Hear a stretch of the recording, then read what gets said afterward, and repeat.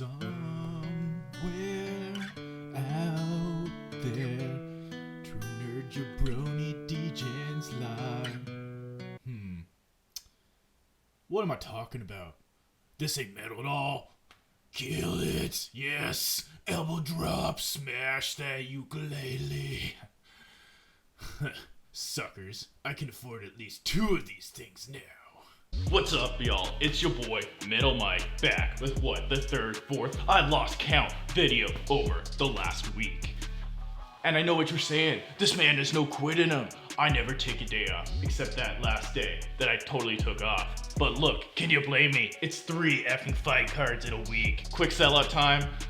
Subscribe if you haven't. If you don't want to do that, leave a like. If you don't want to do that, leave a comment. If you don't want to do that, leave a dislike. Just get me in them algos, because I'm too embarrassed to even tell my mom about this. Now this one's gonna be pretty short. I only had enough time to look at 4 of the picks for tonight. Most of them, if not all, are on the main card. So at least you know what you're getting into.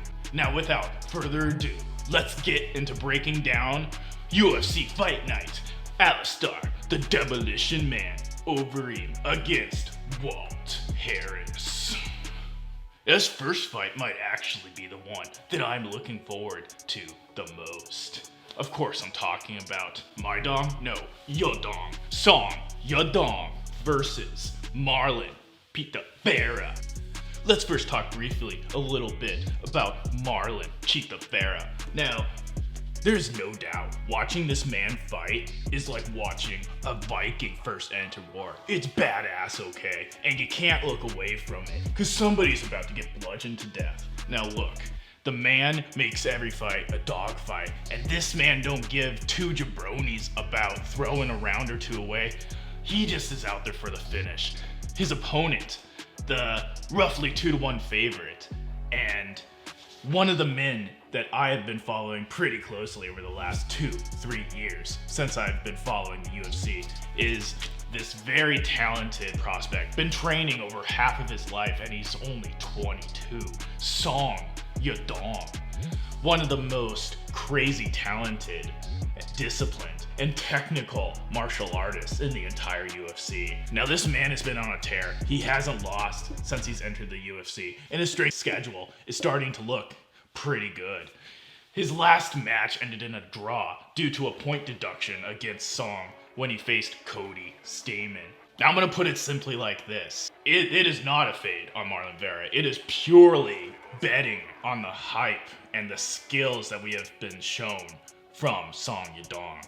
And that's why I'm gonna go with 2 units on my boy Song Yadong at around -180.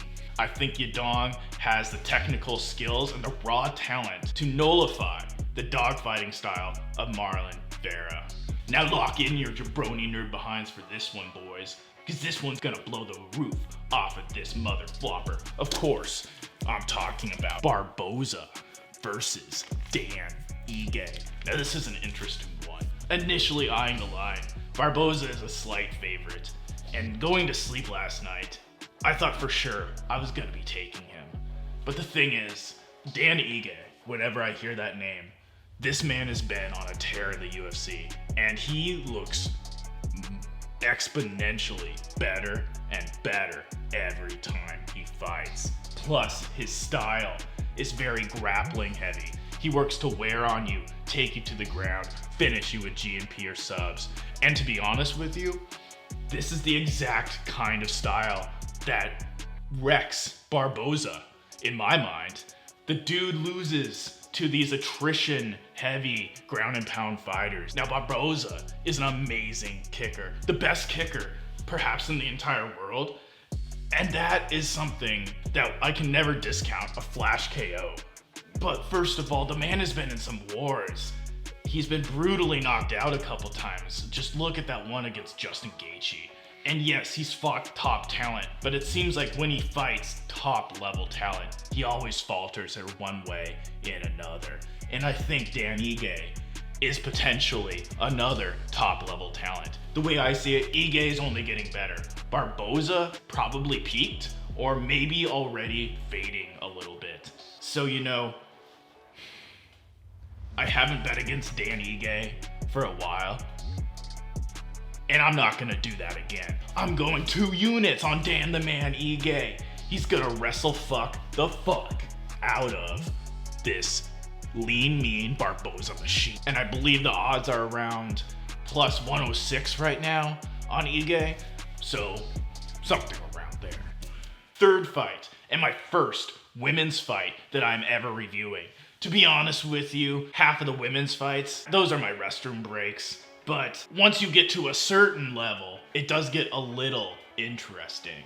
Now, Angela Kill Hill is looking miles and miles better in each of her last couple fights over the last 2 years. Not only in the striking department, she is a heavy practitioner of both kickboxing and Muay Thai, but surprisingly in the grappling department. She has a win recently on the ground and has looked a lot better recently overall in takedown defense, in defense on the ground, in ground offense.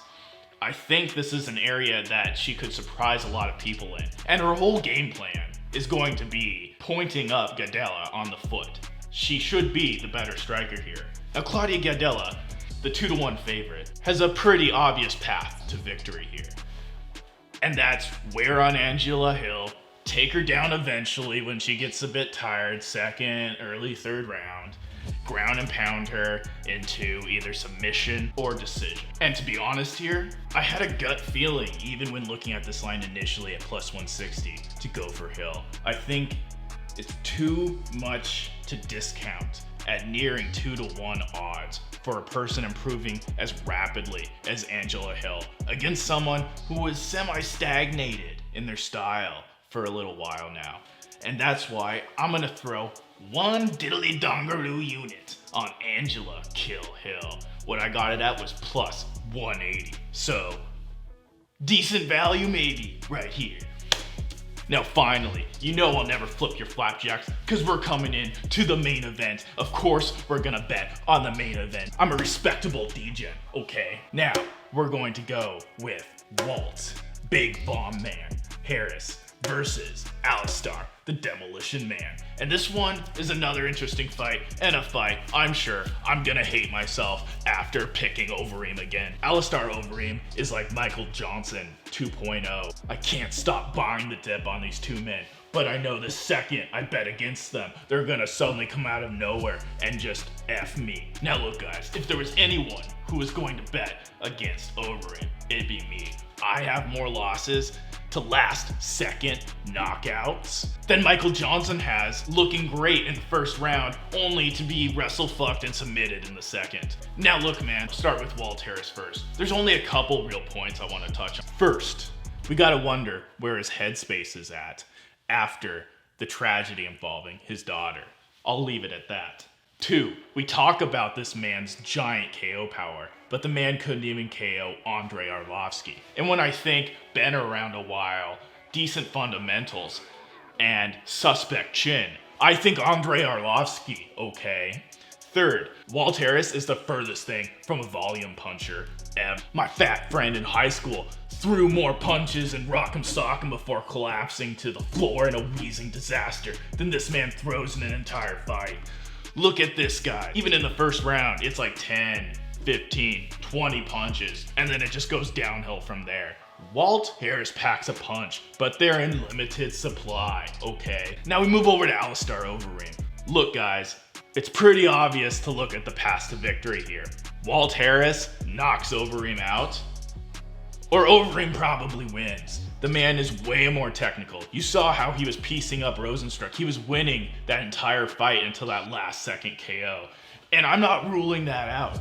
But when you're giving me positive odds against a man who is such low volume as Harris, who hasn't really proven himself to be able to knock out the types of Andrei Arlovski or Alistair Overeem, you really got to wonder if the Demolition Man ain't gonna survive the first, eventually take him down in the 3rd or 4th, add some GNP, and probably finish the fight in the 4th with an arm triangle. And that's why I'm gonna throw a measly 1 unit on Alistair, the Demolition Man, Overeem. It's Overeem's 64th fight in MMA. And that may sound like a random number, but I like the number because I used to own a Nintendo 64 and it makes me nostalgic. So just another reason, Overeem, don't make me hate the number 64, please. It's all I got. Until 5 numbers later. Well, that's it, y'all. Metal Mike here. Got a pig now. Yeah, deal with it, jabronis. I know this was pretty short. 3 fights in a week. Cut me a break. Thank me later when I made you money. And it's Mike.